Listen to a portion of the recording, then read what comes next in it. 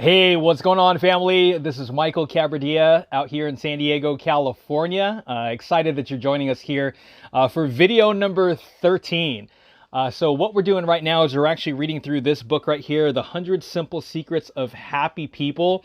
And each chapter is less than 2 pages long, so it's very, very simple and an easy read. And we've been continuing this conversation about what makes people happy and what ideas do you have specifically about being happy, or maybe you have secrets, or maybe you have some ideas in regards to how to be a happier person on a daily basis, a weekly basis, monthly basis, or maybe you're in a funk and you're looking for a way to be happier in the current state that you're in. Whatever the case might be, feel free to put some comments down below and start the dialogue, continue the dialogue, and we're just glad that you are participating. So I'm going to go ahead and read through this chapter, make a few comments, and share a few things, and we'll go from there. So chapter 13, be open to new ideas.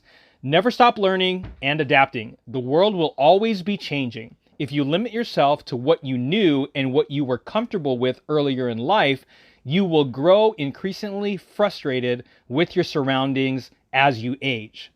You would see him around town from time to time. People knew him only as Herb. He was always walking by the side of the road. People asked him why he was always walking. And Herb told them he didn't believe in moving machines. Didn't own a car. He wouldn't own a car, wouldn't take a cab or a bus. Why?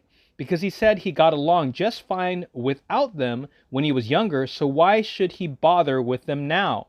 And this belief provided him a momentary comfort. He did not have to adapt. He didn't have to face a change that he feared. However, he also shut himself off from everything that was not within a few miles of his house. The world might as well not have existed for him, as he could not directly experience anything outside of his hometown. Principles are valuable and should be cherished, but there is a difference between principle and stubborn practice. As time went on and the lives of his children led them to scatter across the country, Herb consigned himself to never being able to visit them because he refused to adapt to the world as it exists. Last paragraph. In research on older Americans, what predicted satisfaction more than finances or the state of their current relationships was the willingness to adapt. If they were willing to change some of their habits and expectations, their happiness was maintained even when their circumstances changed. So those who were resistant to change, on the other hand, were less than 1/3 as likely to feel happy. You know, it's interesting, that in this life, one of the things that's inevitable, obviously, is change, especially during the year 2020, as, we experienced the pandemic, and people had to change things, right? Had to change their way of life, change the way they see things, change the way that they reacted to things. And one of the things that I've learned over, obviously just years and years and years, is that everybody reacts differently to different types of change. And the people who are early adapters, people who adapt in the middle, and people who are late adapters, they just have different ways of doing things. So let me ask you a question. When things change in your life, and I know there are different types of change, right? When things change in your life, how do you react to those changes? Are you someone who takes those changes in and say, hey, you know what, change is good? We had a friend of ours who every time there was a challenge, every time there was a change, they would say, you know what, this is good. Now let's go find out what's good about it. And they always had a positive attitude towards that change.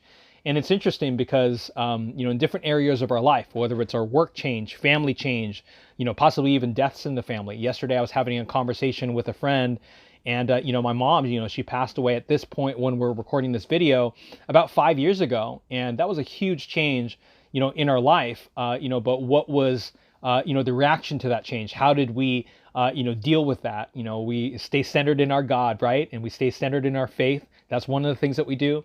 But how about new ideas? Because I know that the title of this particular video is being open to new ideas. When a new idea comes across, do you automatically push it away? Do you automatically say no to it?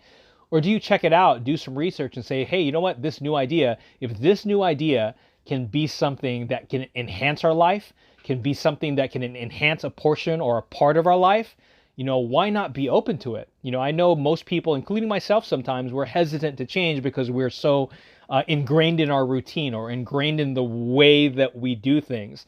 When was the last time you questioned the way you do things? Because sometimes, when you ask someone, why do you do it this way? Why do you do it like that? And some people will answer that way, or they'll answer by saying something like, it's because this is the way that we've always done it. This is the way that I was taught, and this is the way that I'm going to continue to do it. Well, guess what?